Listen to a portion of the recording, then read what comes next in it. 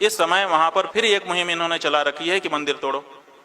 तो इन्होंने इस समय निर्णय आने के बाद से, जब से इन्होंने काम शुरू किया है, उसके बाद से भगवती सीता का जो कूप, जो मुंह दिखाई में उनको सीता कौशल्या माता ने दिया था, जिसका रुद्रयामल तक में वर्णन है, उस कूप को इन्होंने, वो 8 कोण का कूप, वहां पर दर्शन के लिए जो भी जन्मभूमि का दर्शन करने जाता था वहां जाना बहुत आवश्यक होता था, उस कूप को इन्होंने पूरी तरह से हटा दिया।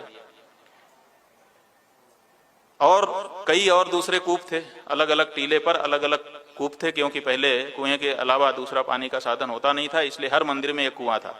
इन्होंने लगभग 12-15 कुएं, जबकि सुप्रीम कोर्ट का आदेश है कि कुएं कहीं से भी हटाए नहीं जाएंगे, इन्होंने हटा दिए। सीता जी की रसोई, जो लोग राम जन्मभूमि गए हैं उन्होंने दर्शन किया है कि राम जन्मभूमि के बाद सीता रसोई का दर्शन होता था। सीता रसोई को पूरी तरह से हटा करके मैदान कर दिया। रंगनाथ मंदिर, ये प्रश्न आता है कि राम जी अगर भगवान हैं तो राम जी के पहले किसकी पूजा होती थी? तो वाल्मीकि रामायण और दूसरे स्थान पर लिखा हुआ है कि वहां पर रंगनाथ जी की पूजा दशरथ जी के कुलदेवता के रूप में होती थी।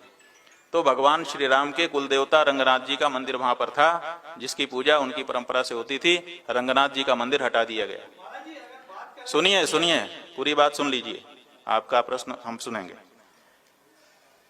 मानस भवन, कोहबर भवन, राम खजाना मंदिर, राम चबूतरा जो कि ऐतिहासिक था, कथा मंडप, कागभूषुंडी, वात्सल्य कुंज, जन्मस्थान, अंगद किला, नल नील का टीला, सुषेण जी का मंदिर, गवाक्ष किला का मंदिर, गवय किला का मंदिर, जटायु का स्थान जो भगवान श्री राम ने स्वयं बनाया था, जब लौट करके राज करने के लिए आए तो जटायु का स्थान उन्होंने बनाया और कहा कि ये हमारी प्रेरणा का स्थल है कि अगर अन्याय अत्याचार हो रहा हो तो भारत देश का पक्षी भी उसके लिए लड़ता है।